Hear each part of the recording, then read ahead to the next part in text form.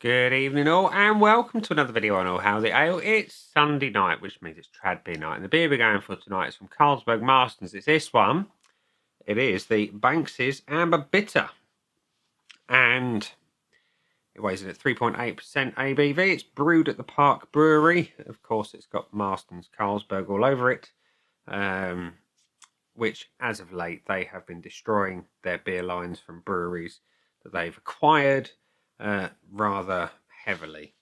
So I don't hold out much hope for this one. It is a bargain priced beer, though. It was about £1 a bottle.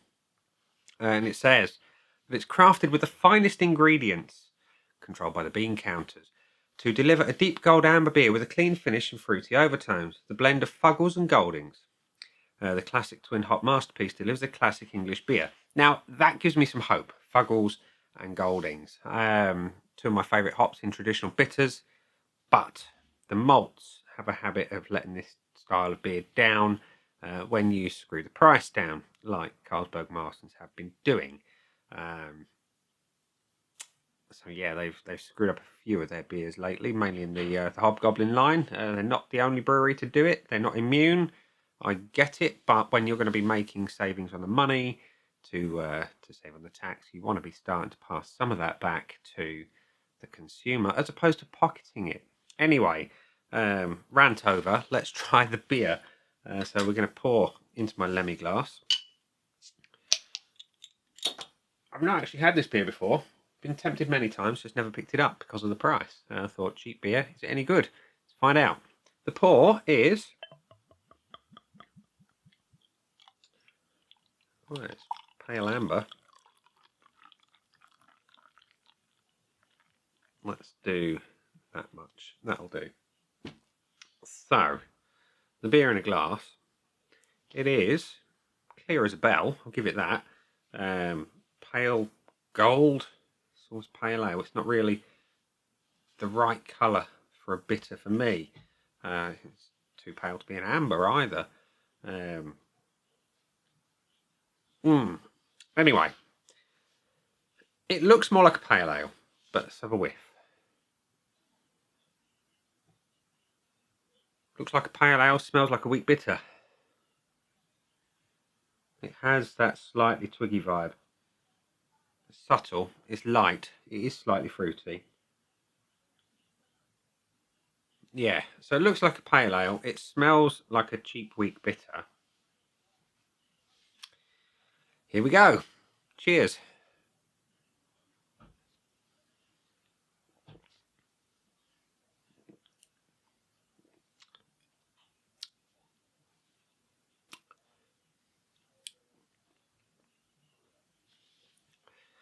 Yeah.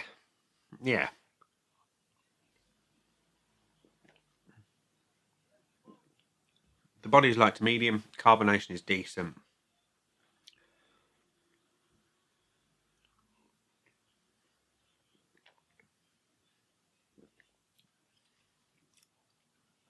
You can tell it's a lower ABV beer, and you can also tell it's a bargain price beer because it tastes watery.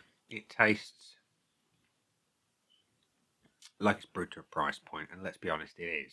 It is a cheap beer. Yeah, it is bitter.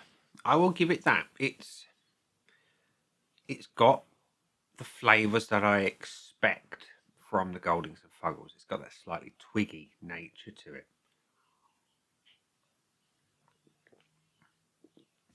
And the bitterness is there. The malts let it down. It's very sweet up front. And then those Fuggles and Goldings hit. It seems to be containing a lot more sugar to activate that alcohol. Not that there's a huge amount of that in there at 3.8%, but you get my drift. It's... yeah, it's a cheaper malt blend. Quite clearly.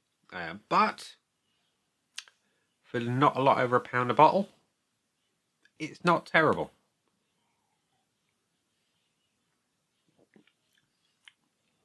The finish is understandably sort of bitter, which is a good thing. And that paired with the body, should I say, is probably the best thing about the beer. So, yeah. Let's give it some points, shall we? But as always, before I give it my points, we're going to go to the scoreboard of joy, which says there have been a pretty impressive 22,000 check-ins to this beer, 10 from people I know. And look at that. Exactly the same score across the board at 3.13 as it is from the people I know. That's, I imagine, pretty rare. Anyway, my thoughts for Banks is Bitter, as I'm calling it, BB. Let's give it some points. The looks, it's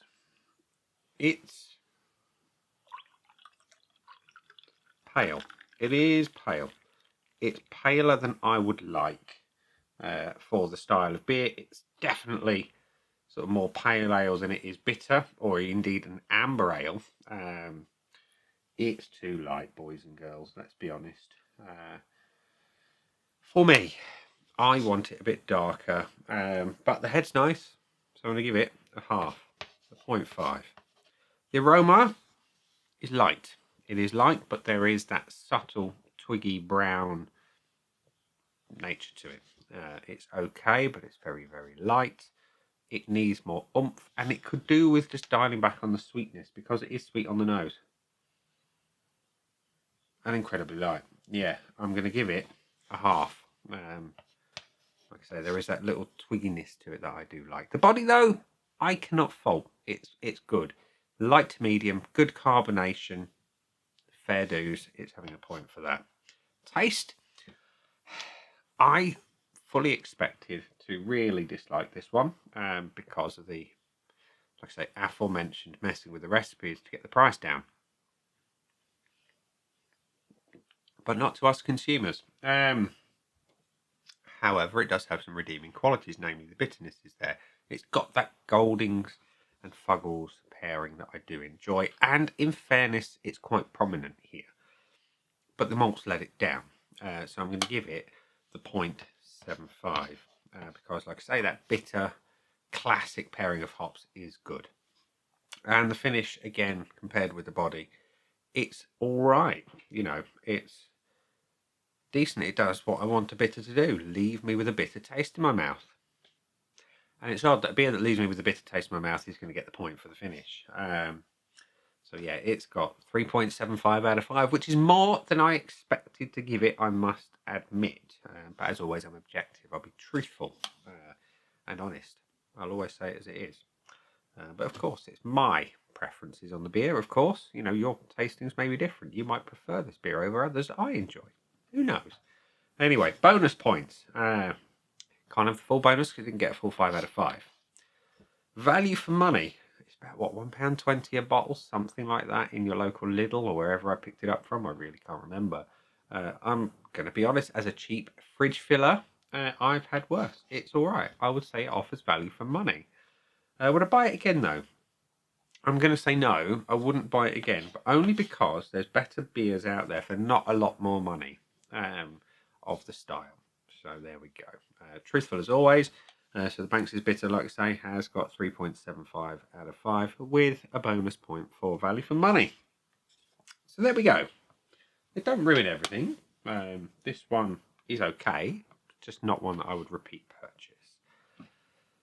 So yeah, there we go. It's a Sunday night. I'm going to go and enjoy the rest of this beer and maybe have an ice cream because it's been a long day of DIY. We'll leave it there and say that's been the beer. I've been me. Those down there are the buttons. You know exactly what to do with them by now. You've got your like, comment, dislike, and subscribe. Choose any combination of them as you wish.